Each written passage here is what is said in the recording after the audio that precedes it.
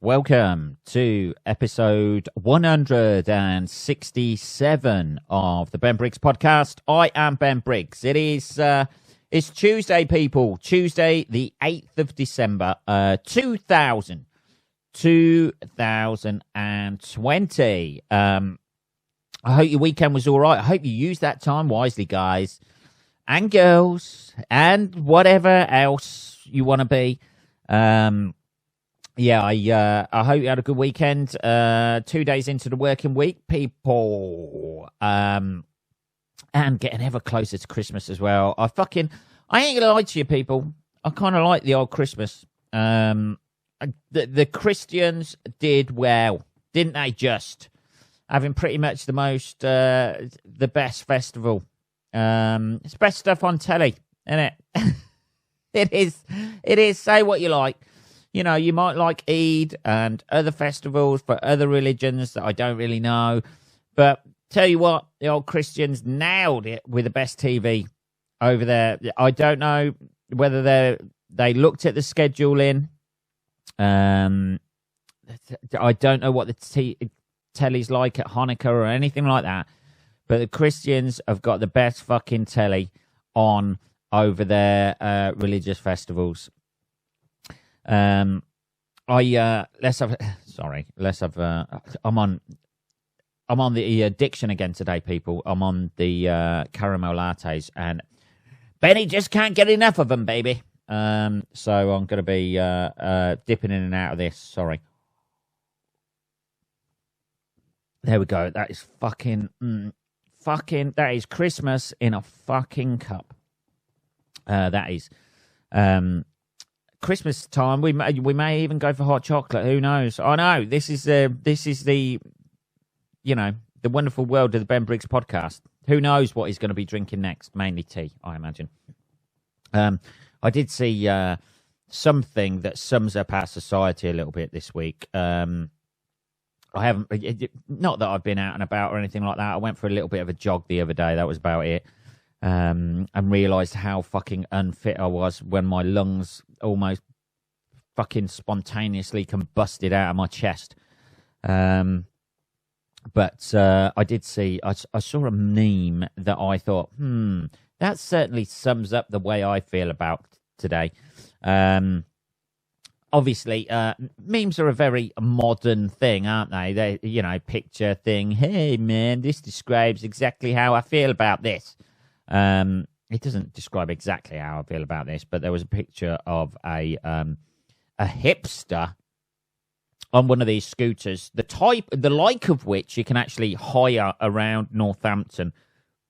Northampton seems to be the hub of new technology at the moment, with the little delivery robots going out, delivering essentials like milk and food and shit like that, that are quite amusing to look at when they either get to a wheelie bin or get to some sort of obstruction on the pavement, because they seem to have a bit of an existential fucking meltdown. These are going to be the first robots that suffer with anxiety and depression. I think these delivery robots, when they, on bin day, when they can't fucking, oh God, I don't know what to do, and they all start queuing up behind each other. They are pretty cool and quite cute, though. They remind me of the Back to the Future Part 2, where the hovering like thing is taking the dog for a walk. We're only a step away, baby. And they'll get to the stage where they become sort of aware of themselves, and they'll take one look at the person answering the door and go, no, it's no chocolate for you, and just turn around and drive off, I imagine. But they are pretty cool. They're like little square box things on wheels. And I think you type in a little code and then they come up. But they're around the Northampton area. But they've got like electric scooters that you can hire as well, like through an app. And then you just like jump on one wherever they are and just dump it by the side of the road for the next person to use, which is pretty cool. Northampton, who'd have thought it, eh? Leading the country in new technology. Let's have a little bit more of this fucking coffee. Fuck me. Oh, God. I'm going to have to finish that. I'm sorry.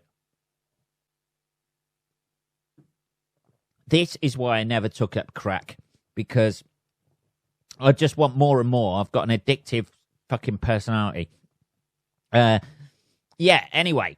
This meme, fucking hell, Ben. You went round the houses there, sweetheart, didn't you? Yes, I fucking did.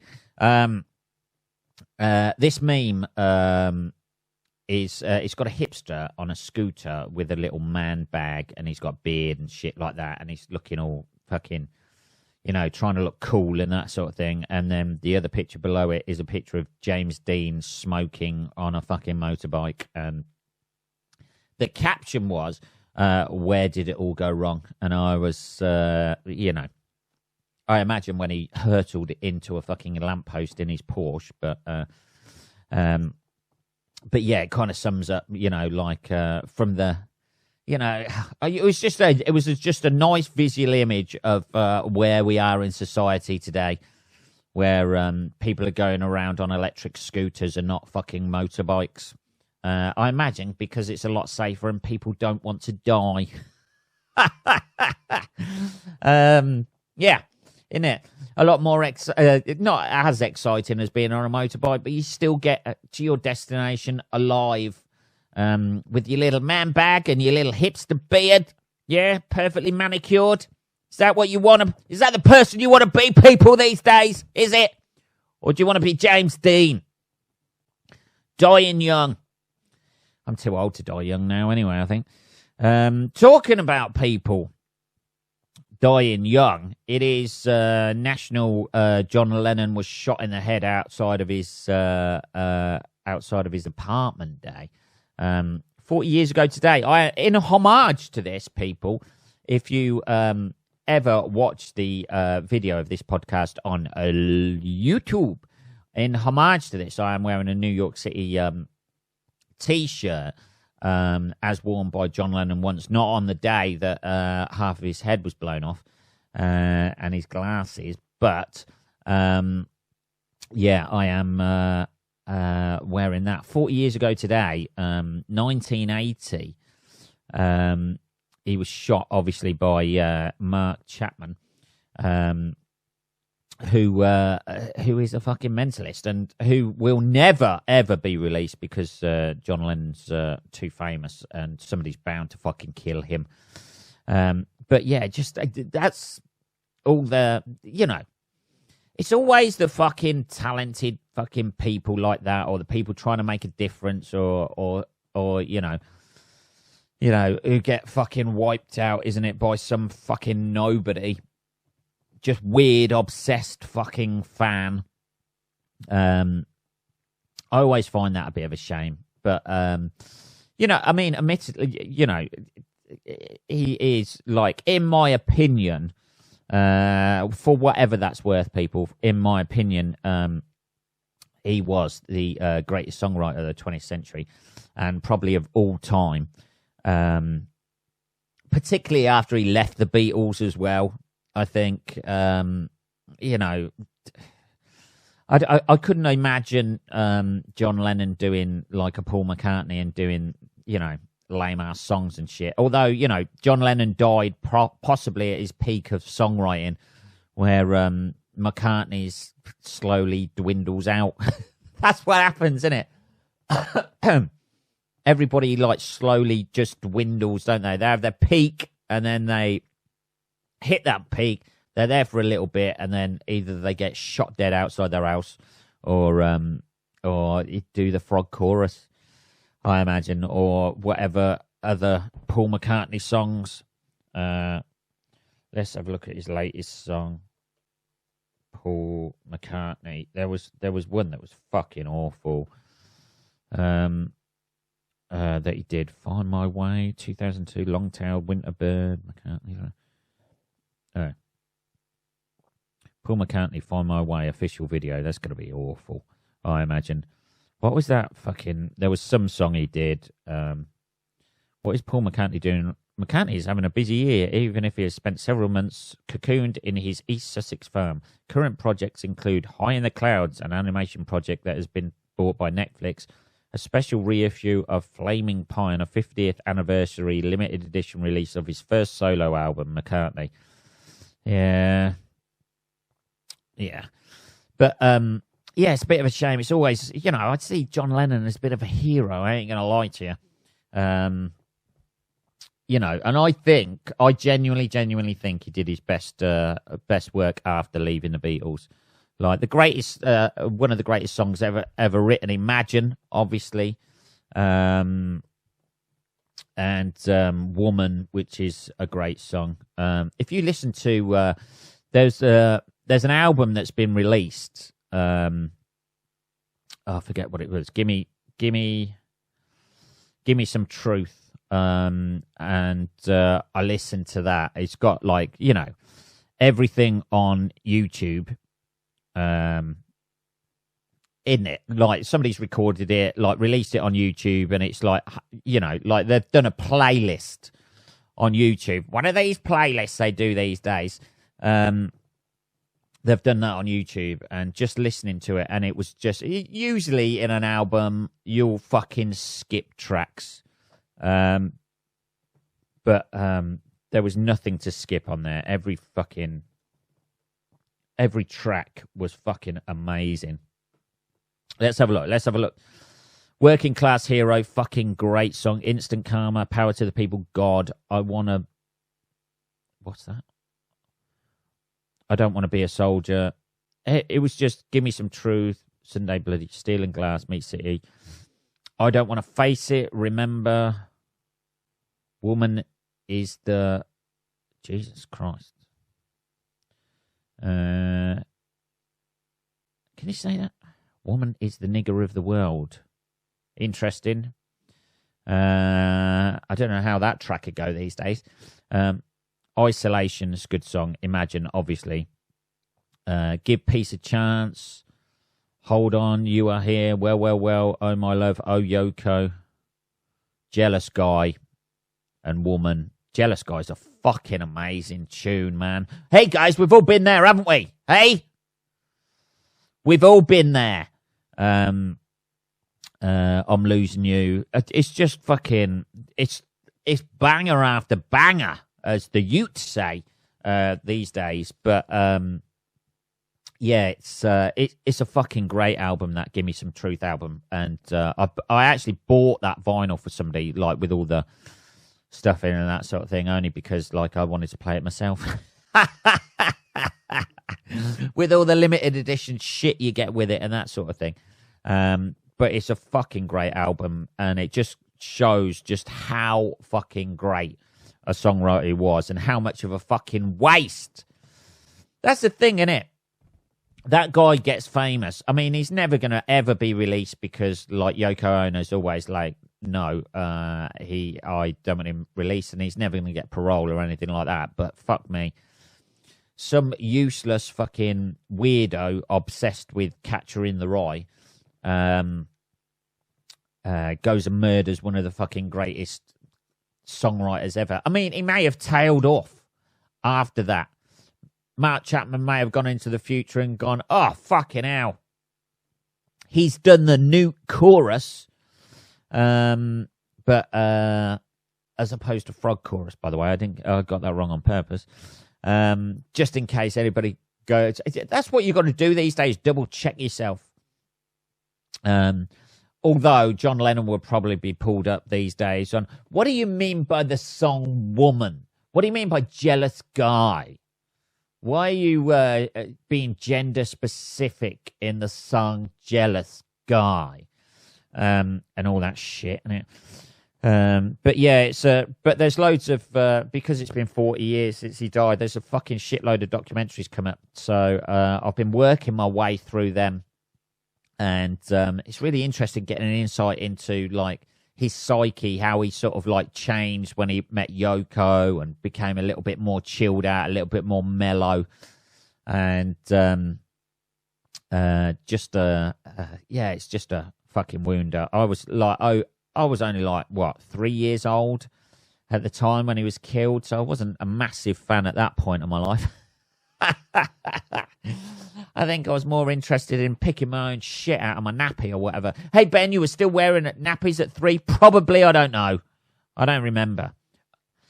I'm not one of these people who's like got a fucking, hey, I remember my first day of school. And I genuinely think something horrendous has happened to me because I don't remember anything. I barely remember anything from my school days. I think my memory's just been wiped of something horrendous that happened to me. Anyway, so talking of documentaries, here we go, tenuous link. I don't know if anybody's seen the Michael Jordan documentary, One Man and His Shoes, which is on Netflix at the minute. Being quite a fan of the old Jordan footwear. Oh, yeah. I've got a few pairs of Jordans and I ain't going to lie to you people, I am one of those wankers who will wear them. I've got one pair of Jordans that I have never worn because they're like a limited edition in a box, pair of Jordan 6s. That got slated. That's the worst thing about it, right? Because like you go on the sites when the shoes are released, you get the Nike sneakers app or something like that, and you go on the site, and they go on sale about 8 o'clock in the morning, and I was like, oh, they look fucking cool. Pair of Jordan 6s, social status. They're like the social status edition, like that was released a couple of years ago. Black cats they are. And they've got like pony fur on them. It's cowhide, I think, but it's like pony fur, and they're purple, and then they've got like a snake skin design in there as well. And I was like, fuck it, I'm having those. I didn't see the practicalities of living in a country that rains like apart from 2 days a year where it's blistering hot. So yeah, I bought those. You bid on them at like 8 o'clock in the morning or whatever, and then they came through. And I was like, and then like usually they're sold out in about 2 hours, and like the next day there was still loads for sale. And I was like, oh, these probably aren't as popular as I thought then. But yeah, and they went dramatically down in price, but they are making a resurgence, people, because I don't know. Because all of the other Jordan 6 since they've released those have been fucking garbage. So anyway, I am one of those wankers who has a pair of trainers that I've never worn. I've got a couple of pairs like that. But I've got a few pairs of Jordans, but I'm still one of those wankers who cleans them off as soon as I wear them, as soon as I come back and put them in the box again. Jesus Christ, that coffee's repeating on me. Yeah, so... this documentary that's about the Jordan shoes and that is fucking... It's just amazing to see how the marketing machine of Nike kicked in. How Nike was fucking nothing, basically. They were a fucking running shoe yeah, they just used to do running shoes. And they weren't like anything until they got the contract, made a contract with Michael Jordan. And then when the Jordan 1s come out, the first lot, they just fucking... revolutionized basketball shoes, apparently, but because I think most people used to wear the old Converse Chuck Taylor's high tops and to play basketball in, and or some pony shoes where they fucking... I remember that. I remember when... Can you still get hold of pony trainers? I have no idea. Pony trainers. Let's Google this. I haven't... Pony trainers. Oh, fucking God. Look at this. Jesus. No, I don't want to know. Change the fucking clock. Oh, holy shit, you can, yeah. But they're down there with Deodoras. Pony trainers. I remember Deodora trainers as well. Pony shop. Europe, official online store. Pony. Oh, yeah, they've got some retro shit going on there, man. 63 quid for a pair of... Oh, God, they look fucking awful. Jesus, City Wings high. They look... Yeah, they're retro, but they're shit retro. Top Star Ox. £88.96 for a pair of low top stars. Fuck that shit. Anyway, not to go off. But yeah, it's easy. It's easy. It's nice to. It was fucking interesting to see where like Nike came from nothing. They got the Jordan thing, and then like the Jordan thing just exploded, and because they were like coloured trainers, you know, like black and red and that sort of thing. I think they got banned by the NBA, or the NBA sort of like advised against them or something like that, which just increased like the demand for them in the ute of the day. And that's why even today, the legacy of all of that, like bidding on trainers on the fucking sneakers app and like waiting to be put into a fucking raffle, so you have the chance to buy them. The demand's high and shit like that, but also that it fucking explored the negative aspects of like how Nike create demand. They could make enough fucking shoes for everybody who wants them, but they actually create demand, which drives at the price and creates sort of like websites like StockX and things like that, where you can pay like 20 grand for a pair of trainers from the 80s or something. Everybody who was alive in the 80s should have bought a pair of size 10 fucking Jordans when they could, because they'd be sitting on a fucking fortune now. Jesus. Obviously not with the supply and demand economies of scale and that sort of shit, but yeah, it was it's interesting and how that sort of like demand for the trainers, and then people like fed into the fact that like people were getting fucking murdered and mugged for their trainers and shit. And they explore a little bit of that as well. And Nike doesn't come off that well, to be perfectly honest. I mean, like, ethical Nike who get their trainers made by fucking kids in sweatshops, allegedly. Whether that's true or not, I don't know. Do children make Nike? Oh, God, man. Man, do they make? I know that's it's a well-known thing that children make Nike trainers, but do they? Nike sweatshop. Since the 1970s, Nike Inc. has been accused of using sweatshop to produce footwear and apparel. Surely that can be proved, can't it? It was built on the business model of finding the lowest cost of labour possible, which led to child labour and exploitation. The laws protecting the workers are ignored in favour of cutting costs. I tell you what, though, those kids make fucking nice trainers. Our Nike products made by child labour. Oh, God, that's the same thing. What did Nike do about child labour? They fucking... They made them work 12 hours a day, baby. That's what they did about it. Nike said it would raise the minimum age for hiring new workers at shoe factories to 18 and the minimum for new workers at other plants to 16.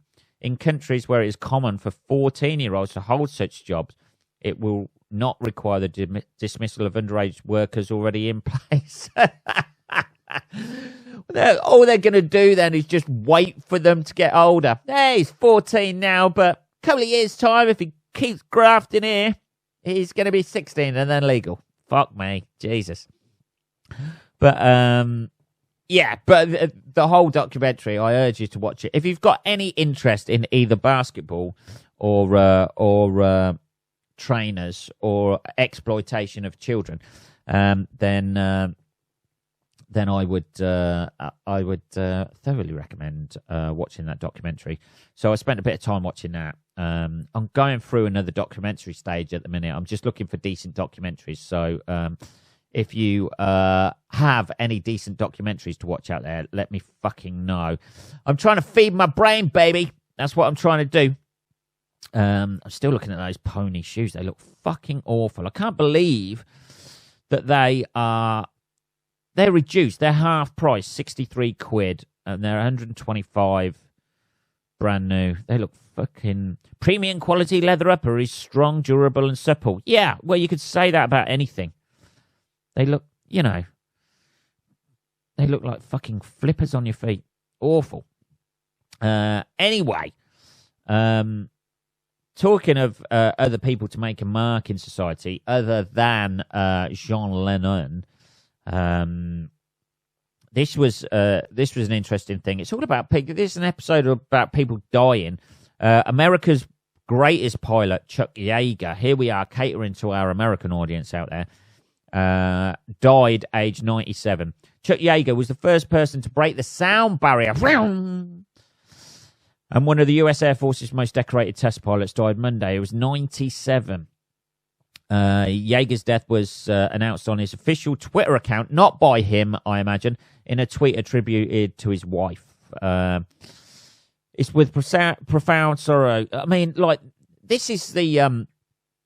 it seems very... This is the point I'm trying to make about this story. It seems very much like everything's watered down and stuff like that. Everything seems like it's done now, doesn't it? You know, I never, ever sort of like understand why people still climb Mount Everest. It's been fucking done. Those people who die on Mount Everest every year, and there's people who die every year, are dying trying to achieve something that somebody else has already done. I know you could look at me and say, well, Ben, people have already told jokes on stage, but it's different, isn't it? You know, and I know they're doing it for themselves, but everything seems like, you know, it would have been nice to live... I'm lying here. I always say it'd be nice to live in an age where nothing was discovered and that sort of thing and be the first one to discover it, but I probably wouldn't be one of those people anyway. Even in like the 17th century or whatever, when America wasn't fucking discovered. And I'm not going to be one of the people. I'm not going to be your Christopher Columbus or climbing Everest or discovering, you know, getting to the North Pole. I'm still going to be one of those guys who's sitting at home on his sofa waiting for the TV to be fucking invented. So I can watch documentaries about other people who have done fantastic things. What the fuck am I on about? As if I'm going to be the sort of person to go out there and go, come on, guys, you see that fucking massive hill up there? Well, I believe it's a mountain. Whatever it is, I'm conquering it, baby. Bring some rope and some fucking sweets. Bring some rope and some fucking aniseed balls. We'll get up there, baby. That'll keep us warm. Yeah. But yeah, it does seem like, you know, I know even going to Mars and stuff, I know it's a different planet and that sort of thing. And the first person who treads on, you know, Mars, you know, makes it to Mars and puts his foot down. He's got a hell of a small... He can't use the best speech ever, can he? It's one small step for man, one giant leap for mankind. It'll be like when they get to Mars, it's going to be, it's another small step for man and another giant leap for mankind. Okay. And then it'll eventually just be somebody just tweeting it out. Oh, I've made it to another planet. And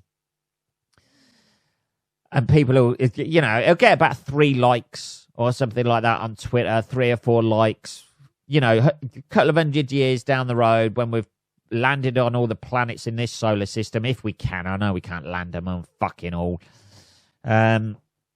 It'll be, hey, we got here, we made it okay. And even their family won't reply to the text they receive. They'll just be like, oh, fucking hell, I'm shopping at the minute. So I'll text you back later. I'm just busy at the minute. Isn't it? It just seems like everything's been done, doesn't it? And these people who still, hey, man, I just, they try and do it in other ways, don't they? You know, like they try and be the quickest person to fucking run round Everest or...